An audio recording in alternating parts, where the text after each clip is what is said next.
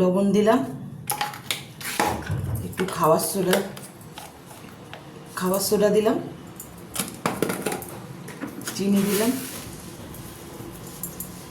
একটু কালো জিরা, একটু সামান্য কালো জিরা দিই, আর টক দই দিলাম, আর সাদা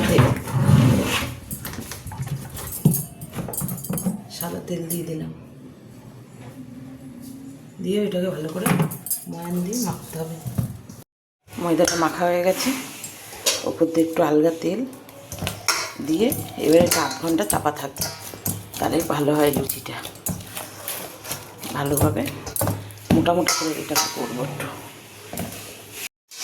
কড়াইতে তেল গরম হয়ে গেছে, এই যে সাদা জিরা ফোড়ন আর তেজপাতা, গোটা গরম মশলা আর লঙ্কা, এটা ফোড়নটা দিয়ে দিলাম। দিয়ে আলুটা দিয়ে দিচ্ছি।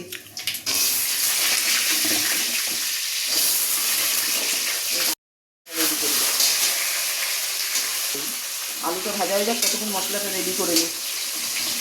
মশলায় আদা, টমেটো, বাদাম, কাজু, কিশমিশ, নিরামিষ তো এইগুলো দিলে ভালো হয়, বেশি স্বাদ আসে। এই মশলাটা পেস্ট করে নিই ততক্ষণ। আলুটা ভাজা হয়ে গেছে, মশলাটা এই যে দেখেন রেডি করে নিয়েছি। মশলা বাদাম টাদাম দিয়ে ওটা সব ঢেলে দিলাম মশলাটা এর মধ্যে, পেস্টটা। আর এখানে হলুদ গুঁড়ো, জিরের গুঁড়ো, লবণ, লঙ্কার গুঁড়ো এটাও দিয়ে দিলাম এর মধ্যে, ঢেলে দিলাম। এগুলো একসাথে করে নিই মশলাটা। আর এখানে টক দই ফেটিয়ে রেখেছি, টক দইটাও দিয়ে দিলাম। এগুলো এবার ভালোভাবে কষিয়ে নিই।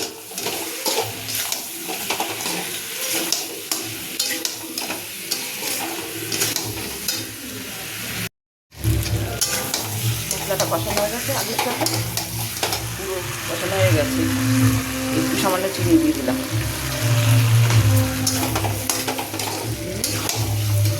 জলটা দিয়ে দিলাম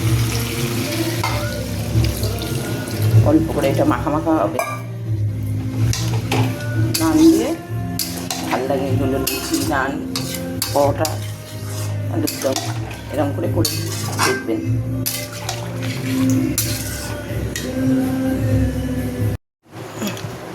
আলুর দমটা হয়ে গেছে, একটু গরম মশলা দিয়ে দিচ্ছি।